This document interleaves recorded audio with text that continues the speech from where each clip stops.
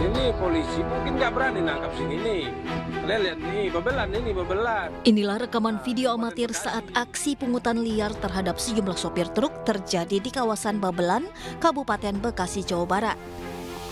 Para pelaku pungli bahkan dapat dijumpai setiap 2 meter. Pasca viral di media sosial, Kepolisian Polres Metro Bekasi langsung menangkap sejumlah preman yang diduga pelaku pungutan liar terhadap sopir truk Minggu dini hari.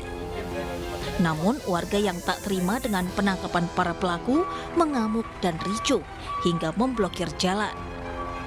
Akibatnya ratusan truk bermuatan tanah tertahan lebih dari 4 jam. Massa menuntut salah satu warga yang ditangkap polisi untuk dibebaskan.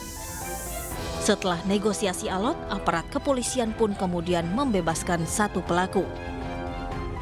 Karena viral, ya ada gabungan, ada beberapa warga yang diamankan. Jadi tuntutan warga agar si keluarga ini dikembalikan ke keluarganya lagi. Oh gitu. Persuasif hubungan bahwa hal-hal seperti ini tidak dibenarkan. Seperti video kemarin ya, seperti pungli itu tidak dibenarkan. Kita himbau, sudah melakukan langkah-langkah. Dan karena ini sudah ambil tindakan, maka dan kita diskusikan dengan warga terkait permasalahan. Razia premanisme pungutan liar dilakukan petugas di sepanjang jalur lintasan kendaraan truk di wilayah Babelan. Dari razia ini, polisi juga berhasil menyita sejumlah barang bukti uang diduga hasil pungli terhadap sejumlah sopir truk. Dari Kabupaten Bekasi, Jawa Barat, Ahmad Jauhari Lutfi, iNews melaporkan. Pemerintah mengkaji aturan tentang operasional TikTok Shop. Nantinya media sosial memiliki izin yang berbeda dengan e-commerce. Tidak hanya itu, aturan ini juga membatasi barang yang masuk ke Indonesia.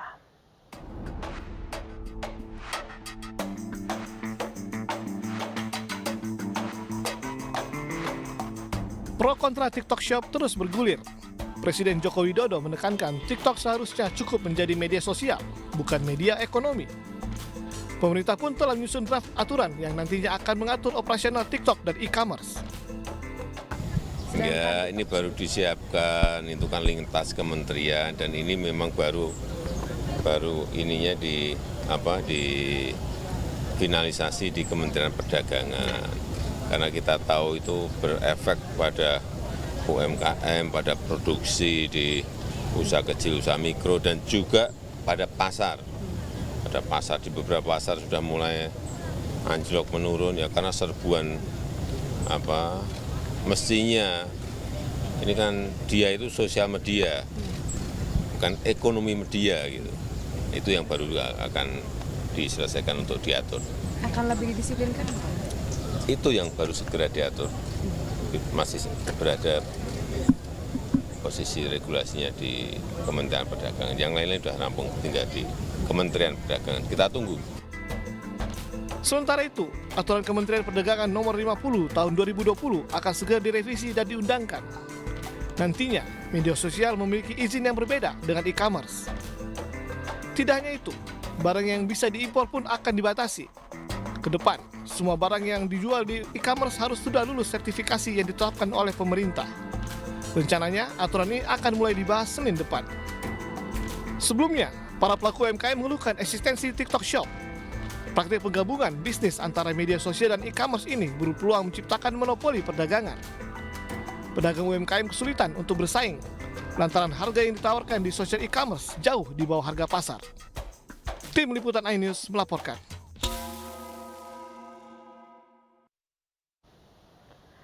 Pemirsa, kondisi pasar Tanah Abang yang sepi membuat para pedagang mati suri. Mereka harus rela kehilangan omset hingga 70% akibat kalah bersaing di platform media sosial dan marketplace.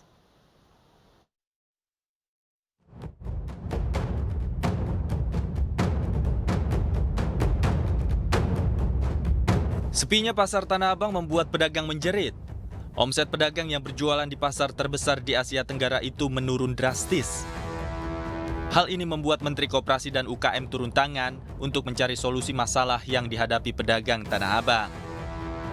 Tidak hanya mengecek langsung kondisi pasar Tanah Abang, Teten Mas Duki juga berdiskusi dengan para pedagang di Tanah Abang. Pedagang Tanah Abang dinilai tidak mampu bersaing dengan barang yang masuk dari luar negeri melalui marketplace. Karena mereka juga sudah mencoba menjual di online. Tapi saya berkesimpulan produk yang dijual oleh mereka tidak bisa bersaing. Karena ada produk-produk impor yang dijual yang harganya sangat murah sekali. Dampak yang dirasakan pedagang sangat signifikan. Sepinya pembeli di pasar Tanah Abang membuat para pedagang mengalami penurunan omset hingga 70%. Akibatnya banyak toko yang tidak beroperasi, seperti yang ada di Blok A Pasar Tanah Abang. Jika situasi ini terus berlangsung, para pedagang tak sanggup menanggung beban operasional dan terancam gulung tikar. Ya kalau buat penurunan omset ya anjlok banget. Dulu rata-rata omset kita 60-70 jutaan, rata-rata ya. Kalau sekarang buat nyari laris, ya kadang nggak dapet, nggak laris. Jadi kadang sehari tuh bisa nggak ada yang beli sama sekali gitu? Iya, pernah sering kayak gitu. Selain pedagang, efek domino sepinya pembeli di pasar Tanah Abang juga membuat kuli panggul merana. Porter atau kuli panggul di Tanah Abang biasanya bisa mendapat upah Rp1 juta per hari, namun kini menurun hingga 90%. Dampak nggak? Terdampak dong, karena kan biasa penghasilan kalau dulu kan lumayan. Kalau sekarang ini kan banyak online, jadi kita kan di sini banyaknya. Kalau bisa dibandingin nggak untuk omset dulu tuh kisaran berapa terus sekarang berapa? Kalau dulu kan dapat 1 jutaan kan, 1 juta kadang paling kecil 500. Tapi kalau sekarang ini dapat 100.000 juga sulit nih. Meski para pedagang Tanah Abang telah beralih memasarkan produknya melalui platform marketplace dan media sosial, namun tetap saja mereka kalah bersaing dengan serbuan produk luar negeri yang harganya jauh lebih murah. Mereka berharap pemerintah memantau regulasi terhadap jual beli melalui toko online dan platform media sosial sehingga tidak ada praktek monopoli yang merugikan pedagang.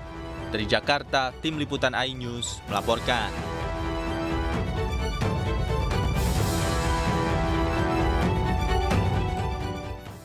Pemirsa, relawan Prabowo Subianto di Kalimantan Selatan mencabut dukungannya untuk Pilpres 2024 mendatang. Informasi selengkapnya usai jeda.